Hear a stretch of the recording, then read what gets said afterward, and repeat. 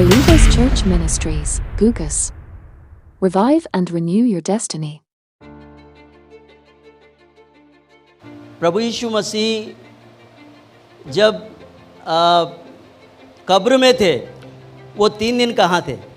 ఈ మాటను నేను అర్థం చేయించడానికి కొంచెం ప్రయత్నిస్తాను. ఏకీ బాత్. ప్రభు యేసుక్రీస్తు సమాధిలో ఉన్నప్పుడు 3 దినాలు ఎక్కడ ఉండే? बस यही बात. అదే మాటగా अब यही बात को ఆ మాటనే दृष्टांत के रीति पर पतरस लिख रहा है. సాదృశ్యంగా పేతురు రాస్తున్నాడు. अभी और एक बात पढ़ेंगे तो आपको क्लियर हो जाएगा. ఇంకొక మాట చదివితే మీకు అర్థమవుతుంది. इफिसियों की पत्री ఎఫెసీయులకు రాసిన పత్రిక उसका 4वां अध्याय और उसका 8-9 को पढ़ो. 8-9 చదవండి. इतनी सच्चाई यहाँ पर दिखती है.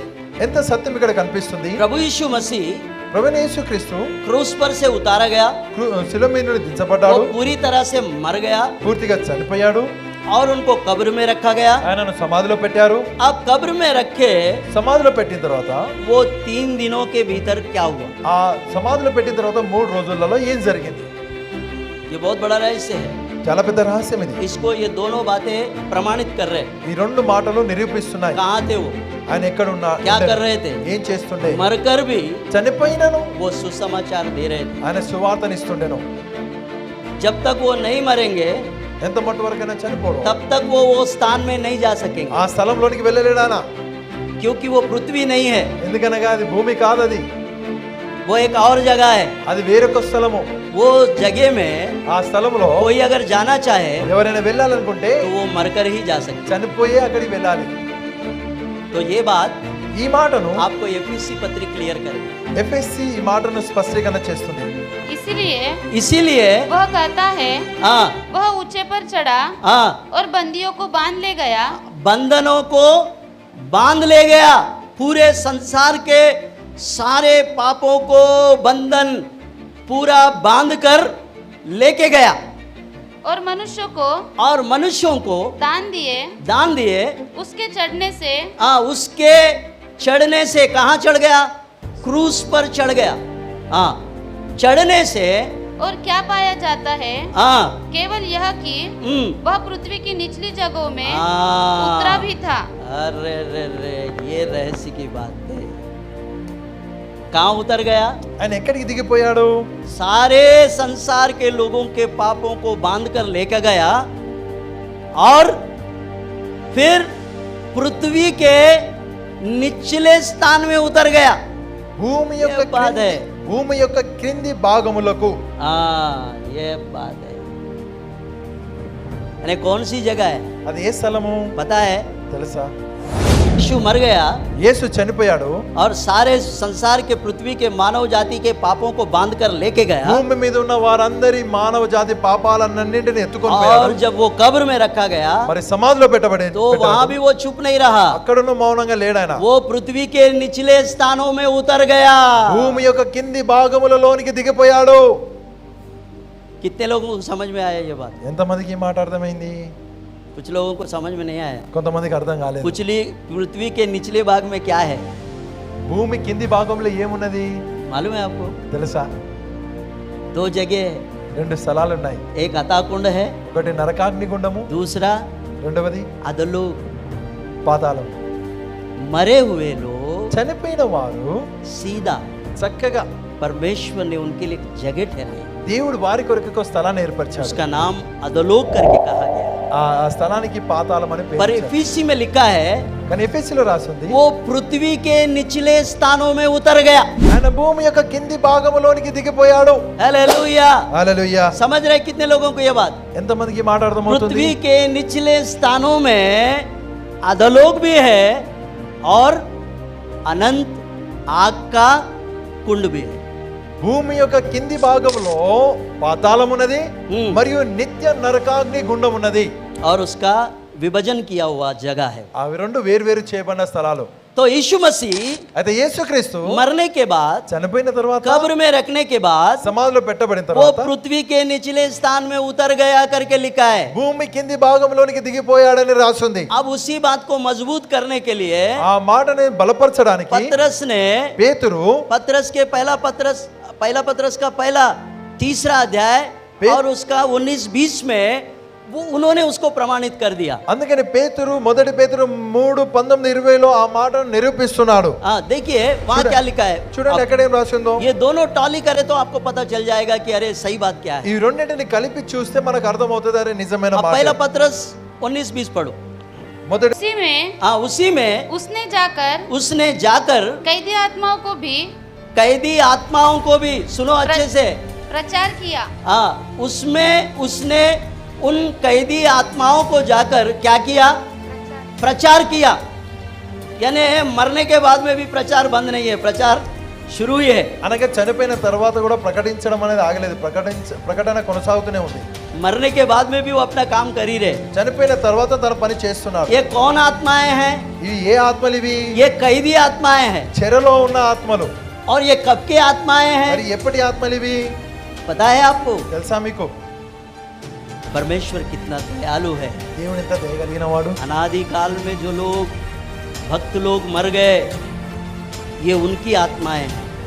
ఆది కాలంలో ఏ భక్తులైతే చనిపోయారో వారి ఆత్మలు ఇవి. उनके समय में बपतिस्मा नहीं था, వారి సమయంలో బాప్తిస్మము లేదు, उनके समय में उद्धार नहीं था, వారి సమయంలో రక్షణ లేదు, उनके समय में यीशु मसीह नहीं था। వారి సమయంలో యేసుక్రీస్తు లేడు. समझ रहे कुछ बातें? మన మాటలు अरे అర్థమవుతున్నాయి. बहुत रहस्य की बातें है ये। చాలా రహస్యపు మాటలు ఇవి.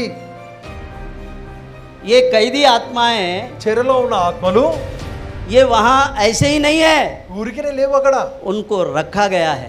వారిని ఉంచాడు అక్కడ. क्योंकि పెట్టబడ్డారు. ఎందుకనగా ये लोग पहले के लोग, వీరు మొదటి వారు. उस समय उनको हमारे जैसा बपतिस्मा और यीशु मसीह उद्धार नहीं था, మనలాగా బాప్తిస్మము యేసుక్రీస్తు రక్షణ అనేది ఆ కాలంలో లేదు. पर वो लोग भक्त लोग थे, ఆయనను వారు భక్తులే, धर्मी लोग थे, నీతిమంతులు, वो परमेश्वर को मानने वाले लोग थे। దేవుని యందు విశ్వాసం ఉంచిన వారు. लेकिन वो मर गए, వారు చనిపోయారు. पर परमेश्वर ने కానీ దేవుడు उनको सेव करके रखा। వారిని సురక్షితంగా ఉంచాడు. हालेलुया। హల్లెలూయా. अभी अब्राहम विश्वासियों का पिता है, हाँ, धर्मी जन है, वो भी मर गया।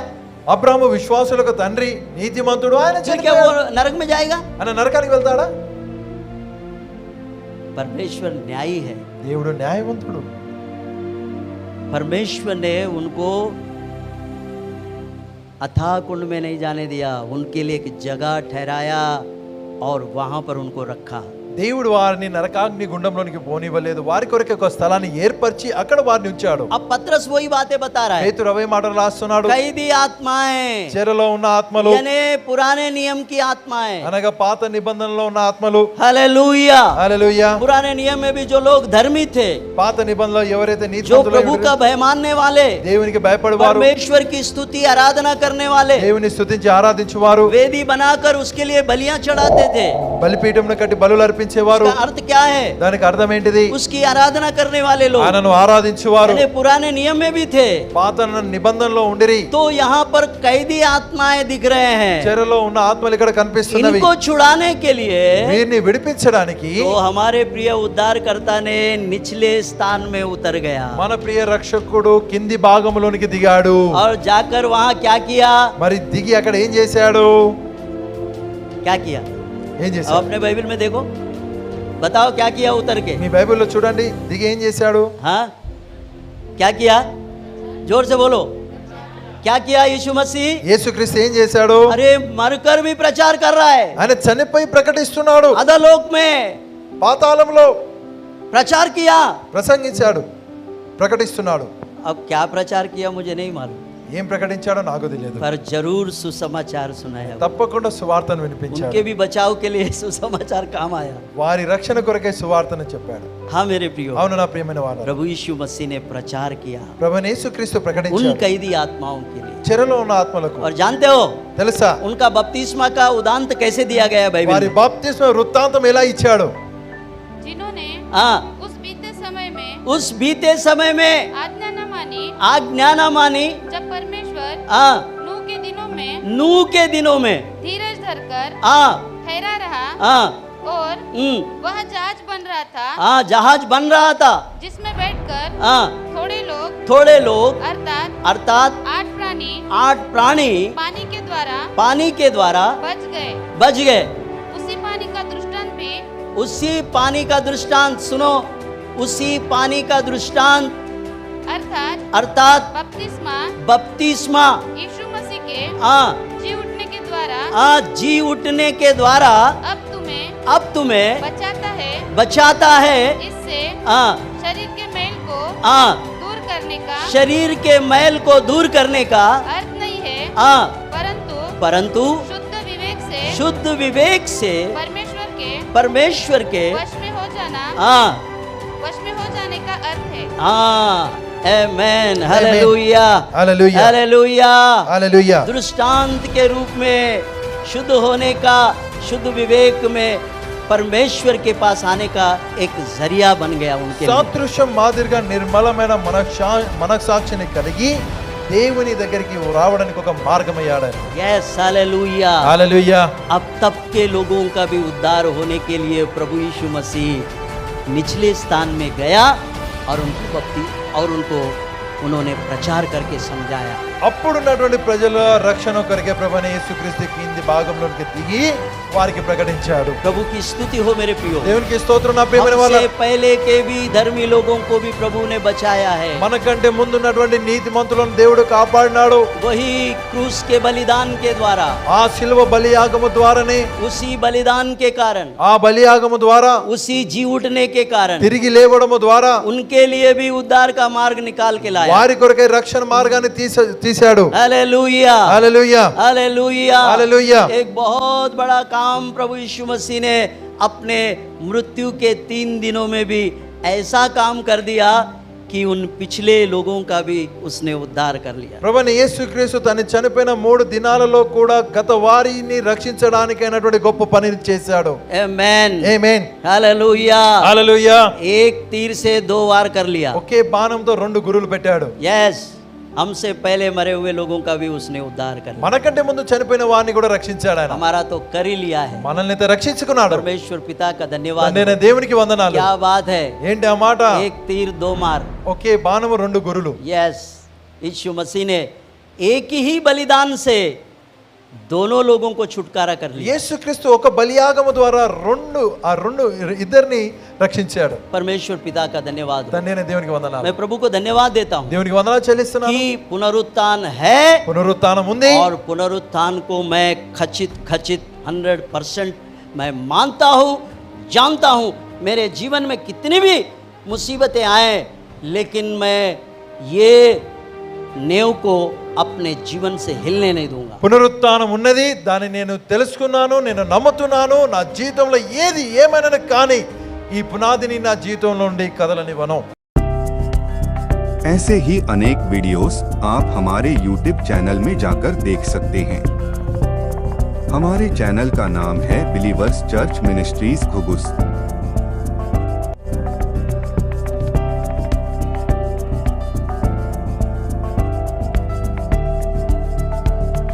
अधिक जानकारी के लिए और प्रार्थना निवेदन के लिए आप हमें दिए गए नंबर पर व्हाट्सएप द्वारा संपर्क कर सकते हैं।